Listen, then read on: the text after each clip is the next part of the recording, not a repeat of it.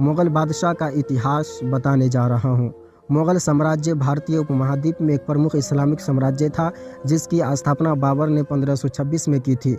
यह साम्राज्य लगभग 300 वर्षों तक चला और इसके शासकों ने भारतीय संस्कृति, कला, वास्तुकला और प्रशासन में गहरी छाप छोड़ी। बाबर 1526 से 1530 के बीच का कारनामा। पूरा नाम बाबर का ज़हीरुद्दीन मोहम्मद बाबर है। बाबर ने 1526 में पानीपत की पहली लड़ाई में इब्राहिम लोदी को हराकर मुग़ल साम्राज्य की नींव रखी।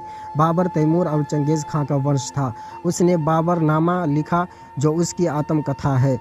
हुमायूं 1530 से 1540 और 1555 से 1556 के बीच बाबर के पुत्र हुमायूं ने सत्ता संभाली। 1540 में शेर शाह सूरी ने उसे हराकर सत्ता छीन ली।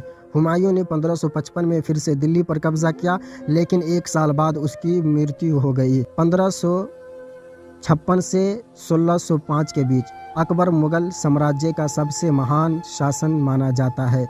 उसने 14 साल की उम्र में सिंहासन संभाला। उसकी प्रमुख नीतियाँ दीन-ए इलाही, एक सार्वभौमिक धर्म की स्थापना की कोशिश की। अकबर ने फतेहपुर सीकरी का निर्माण करवाया। जहांगीर 1605 से 1627 के बीच अकबर के पुत्र जहांगीर ने सिंहासन संभाला। वह कला और चित्रकला का प्रेमी था। नूरजहां उसकी पत्नी ने उसकी सत्ता में प्रमुख भूमिका निभाई। शाहजहां 1628 से 1658 के बीच शाहजहां के शासन को मुग़ल वास्तुकला का स्वर्ण युग कहा जाता है। ताजमहल, आगरा का किला और दिल्ली का लाल किला उसके शासन के दौरान बनाए गए। उसके पुत्र औरंगज़ेब ने उसे बंदी बना लिया। औरंगज़ेब 1658 से 1707 के बीच औरंगज़ेब ने धार्मिक रूप में कट्टर शासक था। उसने जजिया कर दोबारा लागू किया। उसका शासनकाल साम्राज्य के विस्तार और विद्रोहों का समय था। उसकी मृत्यु के बाद साम्राज्य कमज़ोर पड़ने लगा। मुग़ल साम्राज्य का पतन 1707 से 1857 के बीच औरंगज़ेब की मृत्यु के बाद कमज़ोर शासक आए। 1739 में नादिर शाह ने दिल्ली पर हमला किया।